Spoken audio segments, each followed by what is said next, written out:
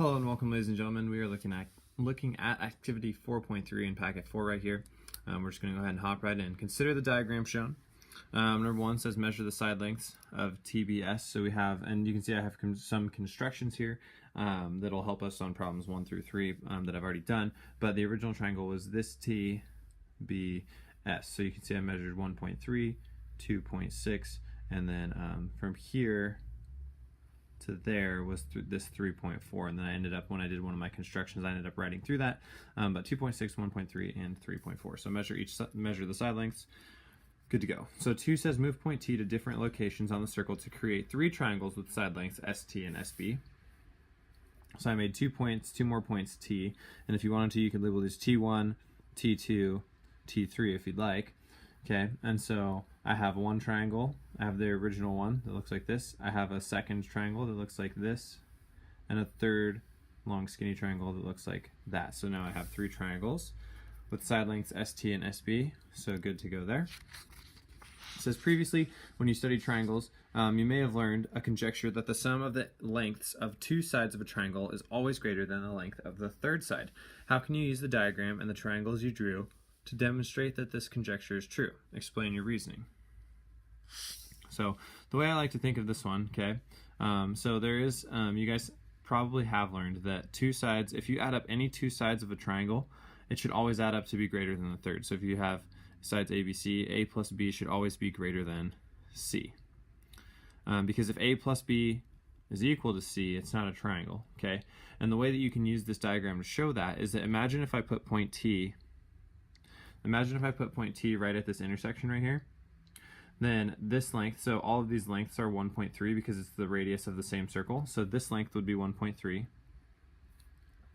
The length from B to T, this top side would be 1.3. And then the length of BS right here would be 2.6. So A plus B would be equal to C, but it's not a triangle, it's just a line, right? You guys can kind of imagine that. So you can imagine as we move point T, okay, you can maybe see it in your head. The triangle is changing. It looks like this right now, right? It's this kind of this looking one. And then it's changing, it's getting skinnier and skinnier. Boom, okay, now it's this long and skinny one. As T moves down, when T hits the intersection, okay, when T hits this intersection with B, and so it's equal like this, you can see that it would just create a line, it wouldn't create a triangle. And then as you get farther and farther away, you'd get an equal distance, like this little arc right here. If you got that far away on the arc, down here you'd have another long skinny triangle. This time it would be a little upside down. As you moved away, now you'd be looking at this same triangle upside down. You got farther and farther away, okay, you'd be looking at that triangle upside down. And then if you got to here, okay, you have another line. And so you can imagine if my point was right here. Hello, ladies and gentlemen. Before I got hit by the storage monster again, I was talking about how if we put a point on this side, we can also see that our triangle, instead of being a triangle, would look like a line. So that means that using this diagram, so number 3 was asking us, how can you use the diagram of the triangle we drew to demonstrate that this conjecture is true? Well, just like we can show with this diagram by moving T around that this is true, A plus B is greater than C for any 2 sides greater than the third side, but we can also show that A plus B equals C doesn't make a triangle by having point T either here on line BS, either here on line BS or here on line BS, because we can see that it would create just a line for us. So that is how you would do that. Okay, so on to number 4 now. You can see I have a bunch of constructions already done.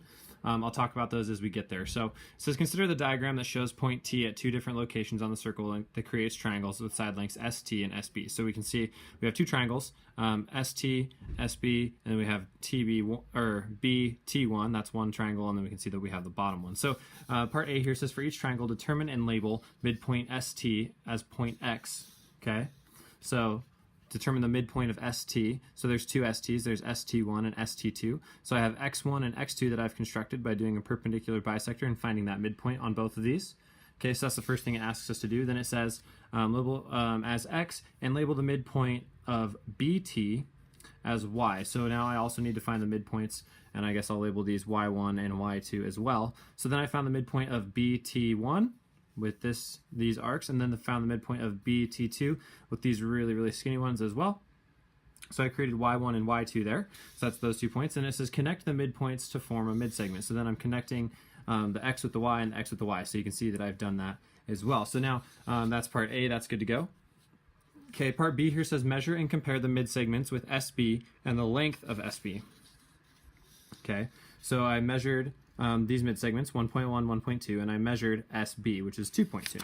So it says measure and compare the angles by the mid-segments and the angles formed at the base of each triangle. What do you notice? So the base of each triangle, okay, is right here. This is the base of one triangle, the base of another triangle. So 120 and 120, they match. And then I did the base of this triangle, and this angle was 105 and 105 as well. Okay, so these match as well. So then it says angles formed at the base of each triangle. What do you notice? Well, okay, we noticed that the angles match.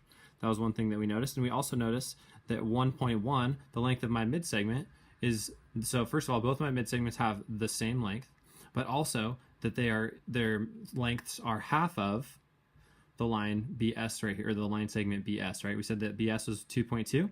So 1.1 is half of 2.2, which we can see. Okay, so what do you notice? And then what conjecture can you make about the mid-segment of each triangle? Well, we can say that the length of each mid-segment, so here's our conjecture that we're making now. Length of each mid-segment is half the length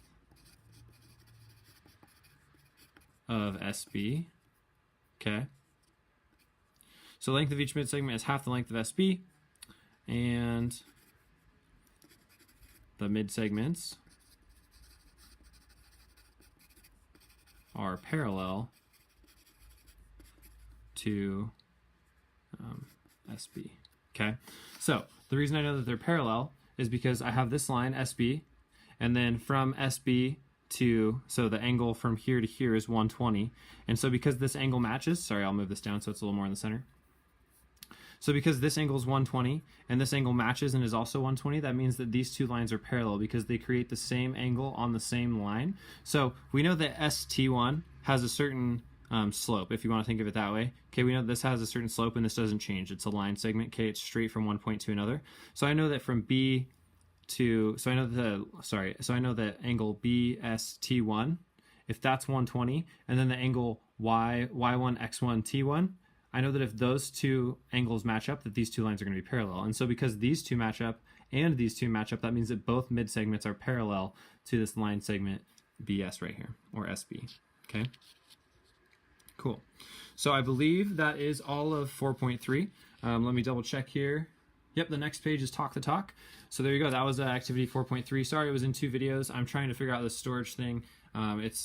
It seems to be when I do more than 2 videos a night, it does this to me. So I just guess I need to be a little more consistent in making my videos. I hope you guys have a great night. I will see you all in class.